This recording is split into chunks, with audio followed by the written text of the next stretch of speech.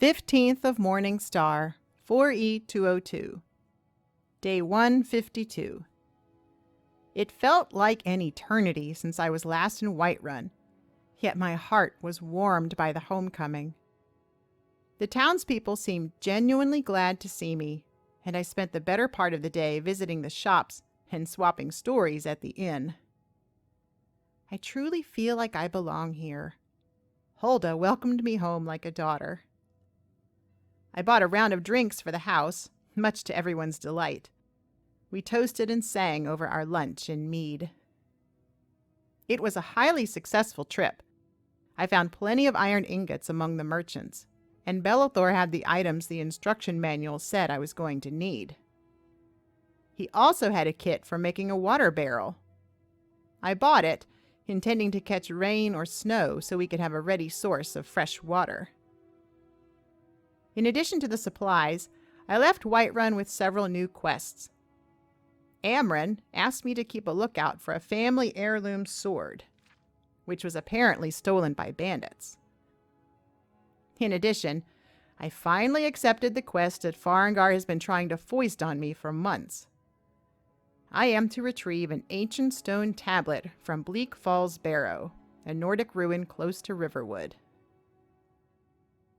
He claims that this tablet is a map of dragon burial sites, and that he needs it to help solve the mystery of the dragons. I'd almost forgotten about seeing that dragon at Helgen. It's been a long time, and I haven't seen any since. As I was leaving, Jarl Balgruuf told me that Farengar's mission was a top priority. Without the knowledge the wizard thinks he can glean from the tablet, we may not stand a chance if that dragon decides to attack. 16th of Morning Star, 4E202. Day 153. When I arrived back at the steading last night, Uthgrid and I chatted about all the news over a warm dinner. Although we both agree that Farengar's task is of utmost importance, we cannot leave the house in its current state. I think we must at least complete the cottage. Otherwise, we risk compromising all the work we've done so far by leaving the uncovered supports exposed to the elements. I suggested that we enlist the help of our new neighbors. Perhaps we could finish sooner if Lorius was willing to find and hire some good workers for me. After breakfast, we walked down to the Lorius farm. They were already working outside in the field and greeted us in a very neighborly fashion. I helped pick some crops while we chatted. Lorius said he would be happy to ride out in the afternoon and see what help he could enlist from the other farmers he knows. In the meantime, Uthgrid and I pored over the home building manual back at the steading. We decided to go ahead and try constructing the walls. Measuring, cutting, and hammering all the wood into place took a lot of time, but it was not terribly difficult. We were able to frame out the small building by evening. As we sat around our campfire for a hearty supper of beef stew, thanks to my shopping spree in Whiterun, Lorius came riding up and told us to expect 8 men or so in the morning. 8 men! If they are willing to stay for several days, I think we can finish up the whole house in no time. I offered Lorius some stew and ale, and he joined us at the campfire for a while before heading home. 17th of Morning Star, 4E202, Day 154. I can hardly believe the progress we made today. We were just finishing up the last bits of stew for breakfast when Lorius rode into the camp with 10 men. They ranged in age from young men barely old enough to shave to one grizzled old man with not a single hair left on his head. But they were hard workers, one and all. Several of them were quite experienced carpenters, having raised numerous barns and expanded their own homes over the years to accommodate growing families. Most of them knew each other already. They were all friendly and cheerful sorts of men. There was much joking and knee-slapping as we worked, which made for a fun day. 4 of the men plastered the walls, 2 of the youngsters under the direction of their fathers who knew the work. The rest of us built the roof, assembling, raising, and securing the supports in place, and then fitting it with slate tiles. Everyone worked almost non-stop until nightfall. We only stopped briefly during the day to take turns for a quick meal.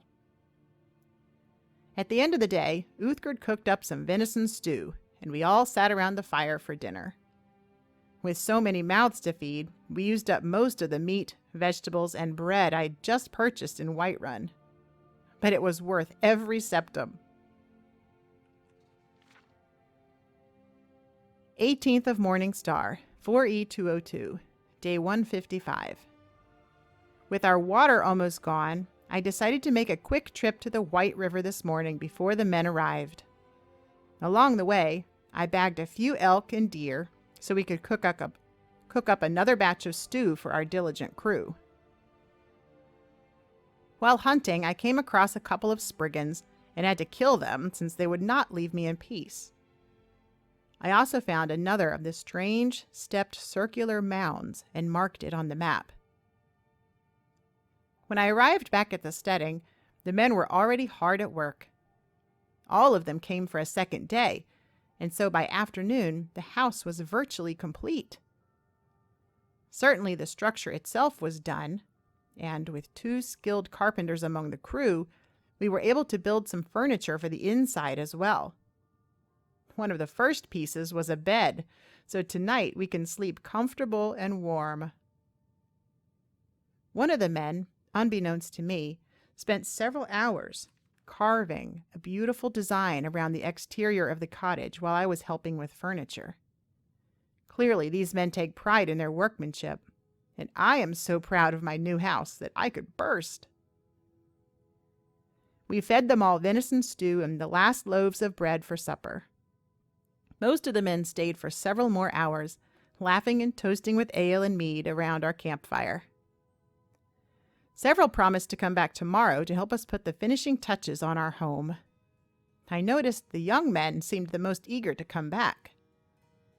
When I remarked upon this to Uthgerd as we readied ourselves for bed, she laughed and said that I'd been too focused on the house to realize they had been eyeing me up. I guess any hard-working woman makes a promising wife in this harsh land. One of them was rather handsome, but I certainly was not ready to settle down into the role of homemaker. 19th of Morning Star, 4E202, day 156. We slept later than usual this morning. I blame it on the soft, warm bed and the fact that we stayed up into the night organizing the cottage. I unloaded everything we still had on the horses and dumped it onto the bed. We then sorted it all and dedicated storage space for each type of item. The large chest was for extra armor, weapons, and other items, like books, that I am reluctant to sell. The satchel for soul gems. 1 barrel to hold our fresh meat packed in ice and snow. The 2nd barrel by the door to store my many potions. A dresser for clothing. A side table, which serves well as a makeshift jewelry box, and several large sacks to hold vegetables and alchemy ingredients. All in all, I am satisfied with this snug cottage. It is such a relief to have a place to keep extra supplies and my collection of prized possessions. By the time we were dressed and fed, my yard was full of men again. Half were unloading a wagon full of freshly cut lumber, while the others had already made a start on some outbuildings. I am overwhelmed by their generosity and goodwill. We spent the day working alongside them, and my steading is now equipped with a garden, a small pen just the right size for a single cow, and a small mill to grind flour. They intend to build me a stable for the horses, although I told them I have an urgent task I must complete for the Jarl tomorrow. With the house fully built, I have no more excuses to delay finding the Dragonstone for Farengar. I tried to talk the men into waiting until I returned so I could help, but they were insistent. So instead, I told them to make free use of the cottage and cooking pit inside. They do seem to appreciate payment in food. The men headed back to their own homes for dinner that evening, so Uthgerd and I could prepare for our journey and keep an early bedtime. I will admit to some feelings of trepidation about this mission. The dragon I'd encountered in Helgen was fearsome. If he was any indication of what all dragons were like, I could wish to avoid anything related to the evil beasts. My experience in Helgen so many months ago has begun replaying in my mind. With the mercy of Mara, perhaps I will not have nightmares about it tonight. 20th of Morning Star, 4E202, Day 157. The sun was barely peeking over the horizon when we rode out of the yard, headed for Riverwood. I hoped to speak with some of the townsfolk to learn what we could of Bleak Falls Barrow before journeying there. I was also hoping to unload some extra things at the Riverwood trader. I had found some unwanted items when we sorted everything from my packs, and thought maybe I could get some gold for them. Lucan Valerius, the proprietor of the Riverwood trader, was happy to take them off my hands. While we were haggling, he mentioned losing a golden claw to some thieves who were hiding out in the barrow. Lucan seemed to think the claw was some sort of good luck talisman, and he was eager to have it returned. I thought it a happy coincidence that we were going there already, and offered to retrieve the item for him. His sister Camilla walked us as far as the bridge to show the way.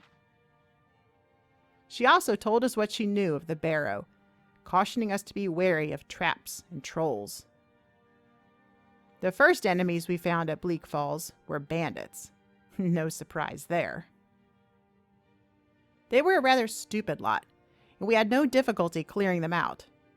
We watched from the shadows as one of them failed to notice a Nordic puzzle in one chamber, and died to poison darts when he attempted to open a gate without solving it. As we delved deeper, it became clear that Camilla had not been entirely wrong about the barrow. There were certainly traps and a single troll, but mostly it was full of Draugr. We fought some fierce battles while making our way through the ruins. Approaching one of the chambers, we heard the voice of a terrified man yelling for help. He had been strung up in webs by a huge frostbite spider. The spider attacked when we entered, but it was no match for my team. After killing it, the man begged us to free him. We did so, and the ungrateful milk drinker ran ahead, screaming some nonsense about not sharing the treasure with anyone. In his haste, he ran headfirst into a trap and got what he deserved. Upon examining his corpse, we discovered a journal and Lucan's claw. The claw was almost identical to the sapphire claw we used in the barrow near Iverstead, except this one was forged in pure gold. The thief's journal contained references to the ancient Nords' Hall of Stories and a puzzle door within these very ruins. The golden claw seemed to be the key. Indeed, we found the door and used the key, all of which worked just the same as the previous puzzle door we'd encountered. The door ground against its ancient frame as it slowly dropped into the floor, releasing a musty scent that suggested the chamber had not been opened in centuries. This is where my telling of this tale becomes especially strange and disturbing on a very personal level. But perhaps it finally provides a clue to the mysterious noises I hear when I approach the rune walls we've found scattered around the province. We entered the main chamber, a large cavernous room where Farengar said the tablet would likely be found. There was a stone dais at the far end, with a prominently placed sarcophagus that was half surrounded by a tall and finely etched rune wall. A feeling of dread washed over me. I was certain the tablet would be found on that dais, which meant I would have to approach the wall. Delaying the inevitable, I led us around both sides of the dais to explore. But ultimately, I had no choice. As I slowly approached the wall, the chanting grew louder and louder, the drum beating in time with my heart. The light emanating from one of the central runes reached towards me, and my vision began to grow black. By instinct, I attempted to pull back in alarm, but this time the light held me fast. It drew me forward, enveloped me, and in a final burst of brilliance, the light filled my mind. It filled my heart, my soul, my very being, and in that moment of panic came knowledge. I knew what the runes were. I knew what they meant. Warmth spread over my body as the brilliant light washed through me. Then, as suddenly as it had burst forth from the wall, it disappeared. The last thing I remember was crying out in loss, despair, and fear, as the light and the knowledge it bestowed disappeared even more quickly than it had come. I must have blacked out, for I have no memory of what happened next. I awoke to Uthgerd's worried face looming over me, and Lola whining as she licked my hand. I lay next to the wall, in the very center, right below where the glowing rune had been. It was no longer glowing. The wall was eerily silent, and the entire cavern seemed unnaturally still and quiet, except for the sound of flowing water. Uthgerd helped me to my feet, for I was dizzy and confused. My head hurt, and my body felt as drained as if I had run all day without pause. We slowly approached the dais to look for the stone tablet, but then the sarcophagus burst open, and a large, menacing draugr crawled out. I almost fell as Uthgerd left my side to meet the creature in battle. Between her sword, Lola's teeth, and the few meager firebolts I managed to throw, we defeated it. Farengar had been right, for the corpse held a stone tablet, the Dragon Stone. With the artifact in hand, I slowly made my way over to one of the falls and bathed my face in the cold water. I drank deeply and felt refreshed enough to make my way out of the barrow unassisted. Very slowly, but on my own 2 feet nonetheless. Following the passage behind the rune wall, we found a cave that led outside onto a rocky ledge. Carefully climbing and half sliding down the rocks, I managed to reach the ground before my legs gave out. Uthgerd offered to walk back around the mountainside and find our horses, while I remained there with Lola to guard me. I'm not sure how long it took, an hour, maybe 2, but it was full-on dark when Uthgerd arrived with our mounts. I climbed wearily into Winterwisp's saddle and let myself be led back to Riverwood. Uthgerd tried to rent us a room at the Sleeping Giant Inn, but the barkeep said the inn was closed. He was willing to sell us a couple of hot meals, so we sat in the warmth and ate while Sven played Ragnar the Red. I was too weary to sing along, or even applaud at the end. Back outside, one of the guards mentioned that the campsite just outside the west gate was used by travelers whenever the inn was closed. Leaving our horses in the field by the mill, we slowly made our way down the street.